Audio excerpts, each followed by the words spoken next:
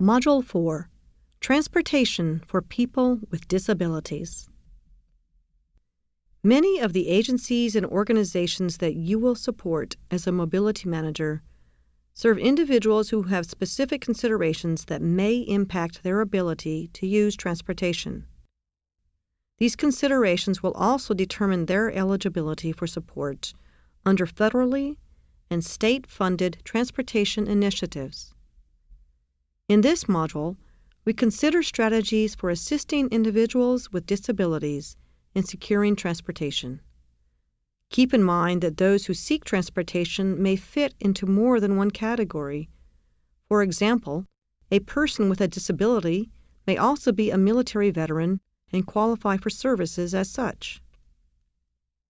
In this module, we will look at the transportation-related requirements in the Americans with Disabilities Act and explore service strategies for people with disabilities and applicable funding streams. Many people with a disability are able to drive in adapted vehicles and/or use public transit. However, for 6 million people with disabilities, transportation still represents a barrier to their being able to access their community. In 2003, more than 500,000 individuals with a disability were essentially homebound because they had no reliable means of transportation. Transportation barriers affect the rate at which people with a disability can find jobs as well. In 2012, 34% of people with disabilities were employed, compared with over 83% of the U.S. population without disabilities. Even though transportation may not have been the only barrier, it was a major one. Although the Americans with Disabilities Act spawned great improvements, many gaps remain that pose significant transportation problems for people with disabilities. Also, the ADA focuses on making existing public transportation facilities accessible. In areas where there is no general public transportation at all, it is likely that little or no transportation exists for people with disabilities. As a mobility manager, you should be familiar with the ADA provisions that apply to transportation so that you can assist individuals with a disability and help others do the same. The ADA was passed in 1990, implemented in July 1992, and amended in September 2008. It guarantees equal opportunity for individuals with disabilities in public accommodations, employment, transportation, state and local government services, and telecommunications. The ADA was passed by Congress to try to eliminate the many barriers people with disabilities face as they seek employment, use transportation, and go about their daily activities in the public arena.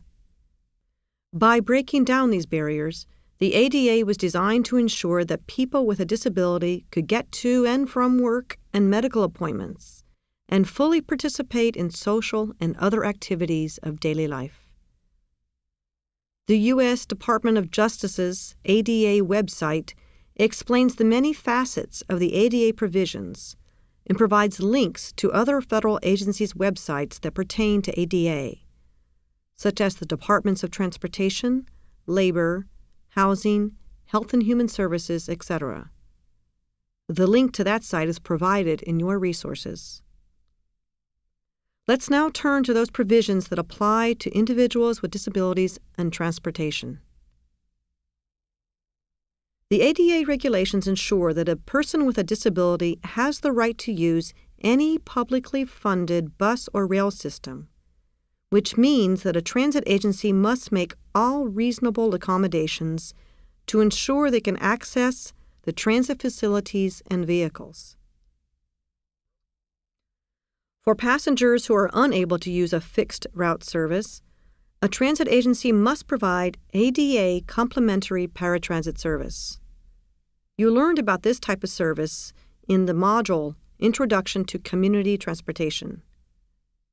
We will review some of the characteristics in a moment. Finally, it is important to note that individuals with a disability have the right to file a complaint when they feel they have been discriminated against, the service they have received has not met ADA standards, or they feel they have been unjustly denied service. The FTA complaint form is included in the resource section. In some of your communities, the transportation provider may not provide fixed route service.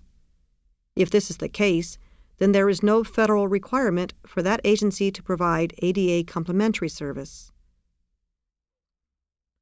However, in many other communities, there is fixed route transit service and its complementary service for ADA-eligible passengers. What is involved with this type of complementary service? Individuals who qualify for ADA complementary paratransit service can schedule and receive next-day, curb-to-curb service that is comparable to fixed-route bus or rail service available in the community. That service is available to any customer who is unable to use fixed-route service and has to be provided anywhere within a 3/4-mile zone on either side of the fixed route or rail station. Transit providers are allowed to charge up to double the fixed route fare for an ADA complementary paratransit trip. They may also charge a premium for a paratransit trip that is offered over and above the transit authority's obligations according to the ADA. Individuals may be asked to negotiate paratransit pickup times with the transit provider. A customer cannot be required to schedule a trip more than 1 hour earlier or later that he or she wishes to travel. Personal care attendants ride free of charge on paratransit vehicles. Although, as a mobility manager, you might not be called upon to help an individual complete an ADA eligibility application, you should be familiar with how this process is set up in your community. So what are the eligibility criteria for paratransit riders? You might be surprised to know that no standardized eligibility criteria exist. Instead, criteria are determined by each transit agency within certain guidelines. However, it is important to note that the decision must be made with public input. In general, riders may qualify for paratransit service if they fall into one of 3 categories: lack of an accessible vehicle on the customer's desired route and/or hour of service. This has become a rarity because ADA required publicly funded transit agencies to replace non-accessible vehicles with accessible ones as they gradually retired vehicles from their fleet after 1992. The maximum life of a vehicle is usually no more than 15 years. Inability to independently board, ride, or disembark from an accessible vehicle. The second category addresses cases where the rider is unable to negotiate the environment between his or her origination and the transit stop. For example, a rider using a wheelchair may not be able to travel an unpaved road to reach a transit stop. Existence of a specific impairment or condition that prevents the customer from getting to or from a bus stop. This may apply, for example, if a rider has a cognitive or sensory disability that prevents them from using a transit vehicle. The method for determining eligibility is also up to the certifying agency, but can include self-certification by the potential rider, with a rider providing a written explanation for why they cannot use fixed route service, an application signed by a medical professional, or an in-person interview with the transit agency and demonstration of one's inability to access or use a fixed route public transit vehicle. The transit agency also determines when and how a passenger needs to be recertified, but this usually takes place within a 3 to 5 year time span. A sample eligibility application is included in your resources. Also note that passengers traveling outside their community can use paratransit services on another system as a guest for up to 21 days by simply showing their paratransit ID from their home community. However, if they are staying longer than that, they may be required by the agency to complete its certification process. Easter Seals Project Action has an excellent guide to ADA complementary paratransit services at the organization's website, www.projectaction.org. What type of transportation services can respond to the travel needs of people with disabilities? The first is fixed-route bus and rail services, which riders access at regular transit stops. Strong consideration should be given to fixed route if at all possible, as fixed route can help promote a person's independence and potentially provide an array of transportation options. An individual with a disability may benefit from receiving one-on-one or group instruction on how to use these services. We'll talk about these travel instruction services in a moment. Sometimes fixed route services are not going to be the best choice for a person with a disability. In that case, the demand response services provided by public agencies, either the transit system or a disability services agency, may work out better. Also, several private nonprofit organizations may provide transportation for people with disabilities, such as Easter Seals chapters, the ARC, Goodwill, and United Cerebral Palsy. A third option are private services, such as trips provided by shuttle, taxi, or even family members or neighbors. Sometimes vouchers can be used to reimburse those who provide these services. Fourth are opportunities to share a ride with others, such as through carpooling or vanpooling. Sometimes the key to a person with a disability successfully using fixed route services is their receiving personalized instruction on how to do so. Travel instruction services, which range from self-paced to very involved learning processes, can help in this instance. Here are some options. Develop a video or guide to show new riders about using the local transit agency service. This should include not only fixed route services, but also demand response services. Create a train-the-trainer workshop for helping staff of public agencies, advocacy groups, and volunteer organizations become familiar with the system so they can directly orient their own clients or members to the system. Create a travel orientation program for individual riders or groups of riders. Develop a bus buddy program in which experienced riders are paired with new riders. Consider matching personal characteristics of these bus buddies, such as speaking the same language, being of a similar age, etc. Have transit agency staff visit senior centers, schools, youth centers, and other public places to talk about its transit programs. If the transit agency does not offer such a program, ask if they would be willing to explore providing it. A travel orientation program could lead to increased ridership on regularly scheduled transit services. For individuals who may need a little more support, there is travel training. Travel training is intensive instruction designed to teach people to safely navigate their community, including using available transportation services. It can last from one session to many sessions. It includes basic wayfinding skills, such as reading route maps and signage and identifying landmarks, to creating a backup plan when unexpected barriers emerge, such as bad weather or closed sidewalks. 2 organizations are active with travel training. Easter Seals Project Action has several written documents in its clearinghouse that can assist travel trainers, including specific curricula for training children and teens.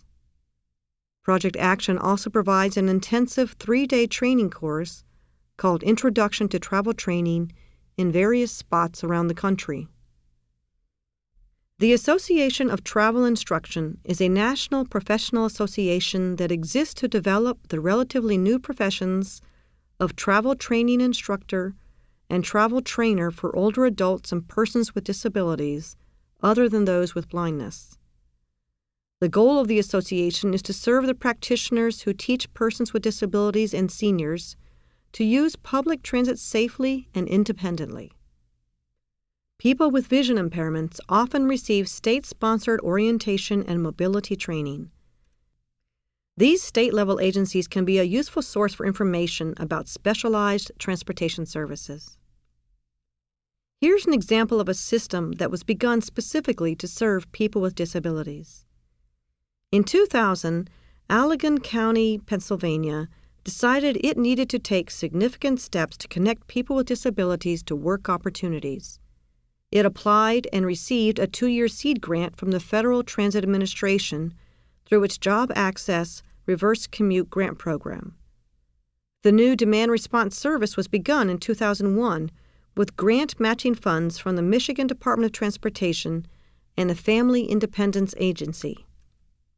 The service has continued since its beginnings over a decade ago, with sustained funding from the County Community Mental Health Agency and Michigan Works, and now contributions from the county's intermediate school district. The system offers transportation to jobs and other destinations Monday through Friday. Allegan County Transportation also offers subscription service for regular commuters and will deviate out of its service area on request. In addition, drivers will pick up passengers to flag down the bus at stores and other locations. This success story was built on the partnerships Allegan County Transportation has formed with other organizations that serve the needs of people with disabilities, such as Community Mental Health, the Resource Development Committee, local health clinics, and the Lakeshore Center for Independent Living. Some of these groups help with operating costs through fee-for-service contracts, and many refer their clients directly to the agency. In addition, both the Community Mental Health and the Resource Development Committee provide backup vehicles should Allegan Transportation need their use. Other examples of services for people with disabilities are included in the resource section of this module.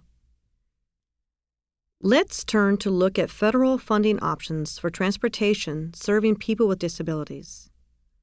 Through September 30, 2012, there were 2 FTA programs specifically funding transportation for people with disabilities. Section 5310 funding, also known as the Formula Program for Elderly Individuals and Persons with Disabilities, and Section 5317 funding, more commonly known as New Freedom. In addition to funding for general public transportation. Although grants under these programs will no longer be made by the federal government after September 2012, states and other designated recipients have 3 years from the date of the grant to obligate funds, which for the final round of allocations in fiscal year 2012 will be September 2015. Section 5310 funds are used for capital purchases or to contract for services. New Freedom funds can be used for capital expenses and for operating expenses, such as employing staff covering administrative costs, for programs that serve people with disabilities.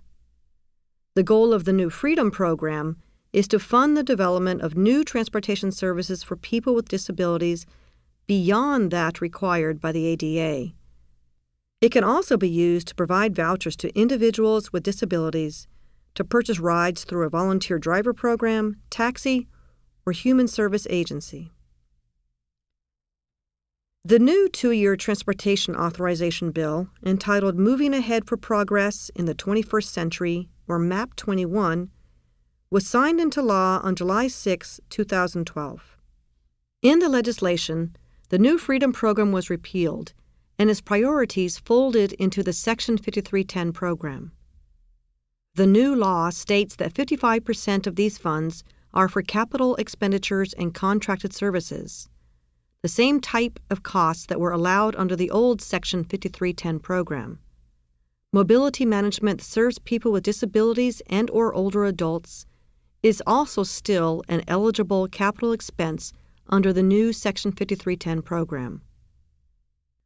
Other activities that can now be funded under Section 5310 are operating expenses for services for people with disabilities, improving access to fixed-route transit service, and creating alternatives to public transportation for seniors and persons with disabilities. Contract revenue from transportation provided to social service clients, including social services supported with federal funds, continues to be allowable as a portion of the non-federal share of Section 5310 transit projects. As under the older Section 5310 program, any projects funded under this section must be based in the local Human Services Public Transportation Coordination Plan. Read more about this in Module 9. 4 programs funded through the Social Security Administration can be used to directly help Social Security and/or SSDI recipients fund their transportation costs on an individual basis. The PASS program allows Social Security recipients to exclude income and/or resources that would otherwise be counted in determining supplemental security income eligibility. PASS can be used for public transit, among other types of transportation expenses. The IRWE program will cover half the cost of a work-related expense, including transportation, for people on SSI. For people on SSDI, the use of an IRWE can lower their earned income so they continue to receive an SSDI check. The transportation costs most commonly covered are private hire vehicles, vehicle modifications, and mileage costs. The Blind Work Expenses Program is a work incentive program for people who are blind that allows expenses related to work, including transportation, to be fully deducted from income that is counted for SSI eligibility and payments. The Ticket to Work program is an employment and health care initiative for people with disabilities who want to work. The primary goal of the program is to help recipients receive training and other services they need to find and retain employment.